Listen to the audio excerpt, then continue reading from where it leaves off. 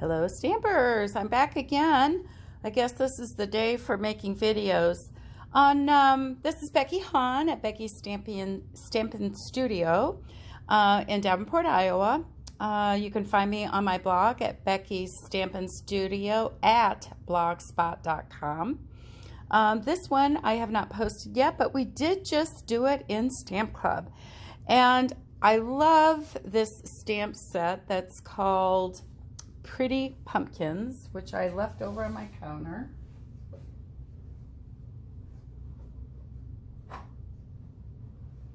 Just when you think you have everything together. Wonderful, wonderful for fall. It's got a interesting stamped image here, the three pumpkins, the pumpkin vines, nice sentiments. And here's the dies. You've got this, what I call a detailed pumpkin. You have a pumpkin that has no coordinating stamp. This cuts out that detailed pumpkin, the vines, and the big leaf. And then there's dies that cut out some really nice dimensional leaves. So the Pretty Pumpkins, we made this card at Club. We cut out the pumpkin from the Be Dazzling celebration paper. You can select that as a level 1 item with a $50 order. I just cut it directly out of the paper. The background is expressions in ink. It's one of those you cut down the middle and get 6 pieces, and it kind of varies and goes over to the side. It's kind of an ombre kind of thing. I cut out another pumpkin from the Be Dazzling paper. You will, if you look really closely, you'll notice that one isn't the same color of a gold or champagne that the other one is. And then we stamped and colored the trio of pumpkins, I called it. So how did we get the purple, the pumpkin that has a little bit of orange to it? I sent you, or I put on my website a link to Stampin' Up! Who said, oh, by the way, you can take our bedazzled paper and color it any color you want or need. So I wanted to walk the girls through that so they would have the opportunity to actually do that. So that's what I'm here to show you really quickly here today, is how do you turn, it can be, you might have some old Dazzling Diamonds glitter paper, glimmer paper, whatever. Silver you can do this with. So it's really kind of nice. So what you need, one of the ways, is these are our spritzer tools. Let me see what the number is. Okay, here it is. And I can't read with my glasses. 126185. They're 2 spritzers for $3. They come empty. They are really nice. You unscrew the top. I'll show you how to fill one of these. This is refill ink and rubbing alcohol. Rubbing alcohol. This can be the 70%. It doesn't have to be that high 90, 91. I was able to find mine, I don't know where, with a pour top, which is really nice when trying to pour it into that narrow top. Let's see, I have one here. She said, oh yes I do, it's in my tin. Okay, my recommendation to you is when you fill them, label what they are, because there's some residue left. I did this one probably some time ago. I am hoping by the color that it was, and I usually do that over my wastebasket. Now I can see why. I'm going to take Bermuda Bay. You need refill inks that you use to re-moisten, re-energize your pads. Let's see, we're going to put in 1, 2, 3, and whatever goes in there. You close it up tight and give it a shake. Okay, it should look fairly dark because, and why do we use alcohol? Alcohol will evaporate and dry for you really, really quickly. I'm going to grab some paper towel.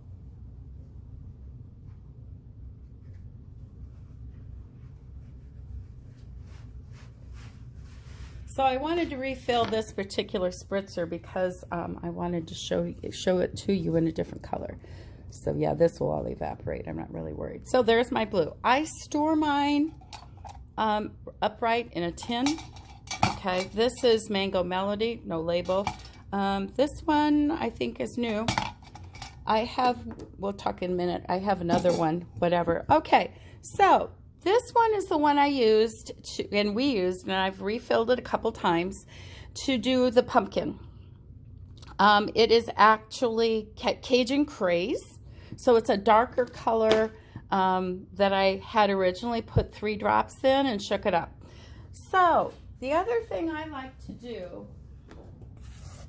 is grab a box or something so when you spritz it, it's not going all over the place. One long time ago, we actually had a little tower. So I'm putting my pumpkin that I already previously cut out. You could just do a piece and you're going to spritz. See how it kind of goes all over the place? It kind of puddles on there, and you can let it air dry a little bit if you want, until it's the color you want. That puddling will disappear. You can also blot it if you want, but I set this aside. You can even see, look at that. Now, it gets pretty saturated.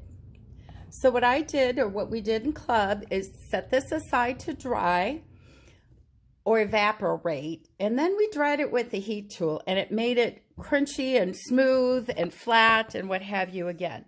So I'm just going to set that one there for now. Now, I did have, let's see, what did I do with it? One that was cut from the Mango Melody, which I don't see at the moment. Okay, best laid plans. So instead, I did do this one. So you can see the difference a little bit in color. That's why I didn't use it, is because there's not a whole lot of difference between the Mango Melody, the actual color, where when you start looking at the Cajun one and what the color actually was to begin with, it's really kind of nice. So yeah, spritz. Okay, so why did I do the blue? I thought this bedazzling paper would be gorgeous for snowflakes. And this is from last season that carried over. It's called Snowflake Wishes. It has a ton of snowflakes in it. So we don't have any blue glitter paper this time or what have you. So I'm going to bring back my box, my lovely box. And I'm going to just lay my snowflakes in there. Give it a little bit of a shake. And I find these don't clog very much. We've had the, oh, get it going.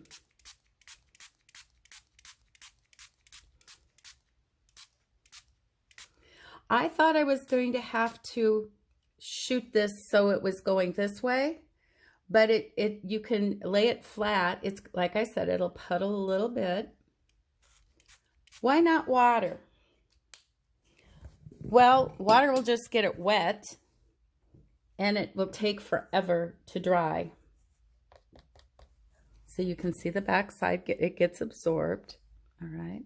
Now, is it as blue as our glitter paper? No. Okay, there's that one. So we'll take a look at them as they dry a little bit. But we have other ways that we can also color our glimmer paper. All right. So one of the gals said, oh, and I forgot. She colored all of hers with her blends. Well, back in the day when we used to color the Dazzling Diamonds with our blends, it chewed the end of the blend mercilessly. So when I was doing this at club on Saturday, I was pleasantly surprised. Now this is the blend. it probably isn't any different than coloring on watercolor paper. I didn't find it was doing anything nasty to my tip at all. Okay, so if you wish to color instead of spritz, notice, oh, there's a little bit of a glare there. It's probably a little more tense and a little less messy if you're not into the mess. You could take your markers, your Stampin' Write markers. The problem I have with Stampin' Write markers is these are harder to replace. I can replace my blends by color. I have to buy a whole set of 10 to replace my Stampin' Write markers. And as with all of our coloring products, each one colors and picks up the color just a little differently. So that's a way you can do it. Another way, and I went to a red, this is Cherry Cobbler, and my brayer.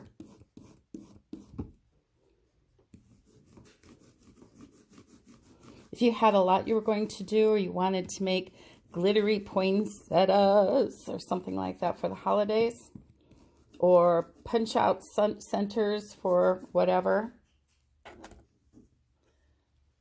there's using a brayer to color. Isn't that pretty? Oh, that's gorgeous. To do glimmer paper.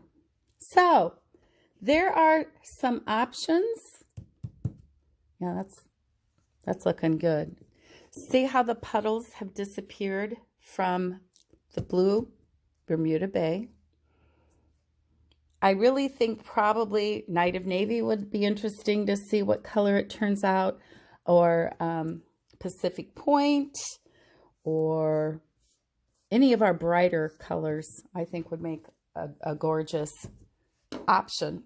So there you have it, how to color bedazzling paper when you don't want to use a spritzer, or if you do. So have fun playing. I hope you'll share your creations. Thanks a bunch. Stay tuned. See you later.